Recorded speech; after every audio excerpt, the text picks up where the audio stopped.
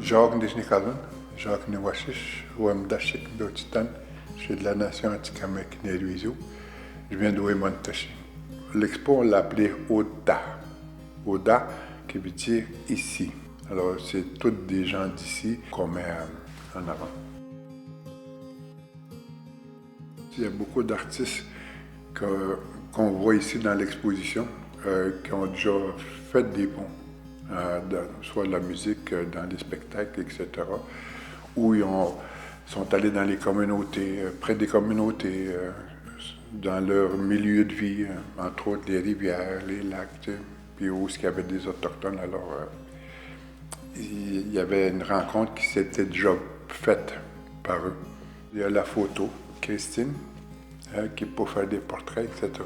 Puis moi, je m'inspire de ces photos-là qu'elle a prises parce que j'avais demandé qu'elle fasse des portraits. Alors, puis à partir de ça, moi, je faisais une œuvre.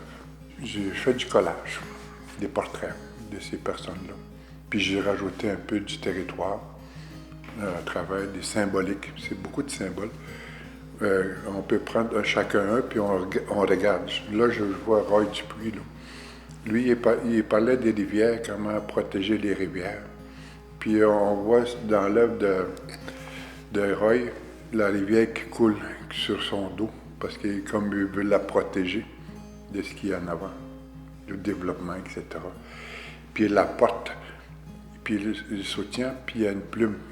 Puis les plumes symbolisent, oui, c'est l'autochtone, mais le Québec est dans l'autochtonie aussi. Alors, chaque artiste, il y a comme une plume qui représente le côté autochtone du territoire, où est-ce qu'il habite. Et après ça, j'ai rajouté des arbres pour donner noblesse à l'arbre qui est vivant, où le papier, etc., qu'on a utilisé viennent de ce territoire-là.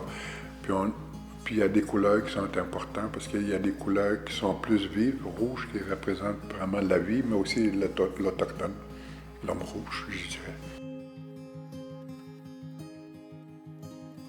Dans ma démarche artistique personnelle par rapport à la photographie, j'essaie beaucoup de travailler avec l'environnement qui entoure le sujet parce que je pense que l'environnement qui nous entoure peut être comme un écho de notre propre paysage intérieur. Puis c'est dans cette optique-là que j'ai voulu travailler spécifiquement le projet avec Jacques et Maya. On s'est promené à travers le Québec, on a parcouru le territoire, on est allé jusqu'à Maliotenam, rencontrer Florent Volant, en Abitibi, rencontrer Richard Desjardins. Donc, on a vraiment parcouru le territoire, puis on a exploré des lieux aussi. On est allé chez les gens, donc dans leur environnement, dans leur maison. Ça commençait toujours par une rencontre avec Jacques et Maya où est-ce que les gens jasaient ensemble. Puis j'essayais un peu d'absorber l'énergie de la personne, l'énergie des lieux pendant la conversation. Puis j'essayais de mûrir ça dans ma tête pour pouvoir faire un portrait par la suite donc, de chaque personnalité qu'on a rencontrée. Avec Armand Vaillancourt. Mais, on l'a rencontré dans sa maison de campagne. Armand est sorti avec un grand manteau gris qu'il avait choisi lui-même.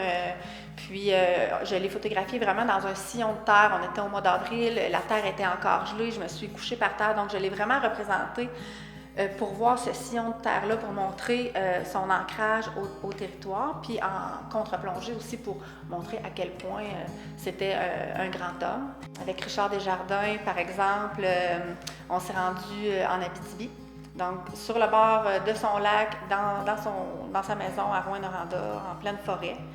Donc pour moi, c'était impensable de ne pas représenter Richard Desjardins avec la nature autour de lui. Donc, je l'ai fait asseoir sur un canot qui était sur le bord d'un lac, puis je l'ai représenté. Donc, moi, j'étais dans l'eau jusqu'aux genoux dans le lac pour pouvoir raser le lac comme ça, puis vraiment sentir cette nature-là. C'était l'automne, donc c'est ce qui transparaît dans la photo. Vu que je suis autochtone, on a tout le temps regardé ou pointé du doigt, ou on a toujours été jugé aussi, avec des préjugés, bien sûr. Puis le fait que j'avais fait ça, c'est je me cachais un peu pour pas peut-être qu'on me voit. Mais je pouvais voir les autres par contre à travers mes doigts. C'était ça. C'est peut-être j'étais timide ou j'étais caché. En tout cas, c'est une réflexe que j'avais fait, puis je pense que c'était un peu ça aussi que ça désignait. Je m'ouvre quand je fais de l'art, tu sais, je m'ouvre à travers ça, de beaucoup de mes émotions, des choses, je partage beaucoup de choses qui m'est propre, mais aussi ma culture, etc.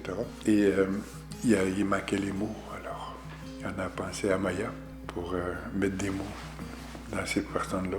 En fait, je devais faire partie d'une des personnes interviewées. Et en parlant avec Jacques et Christine, on m'a demandé finalement d'être la poète qui allait les accompagner. Le truc, c'était aussi de ressentir la personne, de se connaître un peu plus, parce qu'il y en a que je ne connaissais pas beaucoup. Des fois, il y a des personnes que leur personnalité parle tellement d'elle-même que l'inspiration vient tout seul. J'ai pu, comme par exemple, rencontrer l'ancien chef régional, Ghislain Picard. Et ce qui m'avait touché à ce moment-là, c'est que ça fait tellement d'années qu'il était en place pour combattre.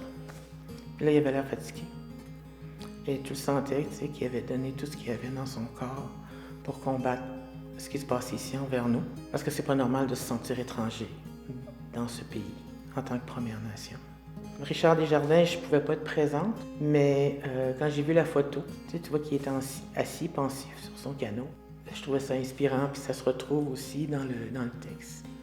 Donc, non, je suis fière de ces textes-là que j'ai faits. Ils ne sont pas encore publiés. J'aurais pu les mettre dans mon recueil de poèmes qui vient de sortir, mais non. Peut-être qu'on va, éventuellement, j'espère, pouvoir faire quelque chose où on rassemble toutes nos œuvres ensemble.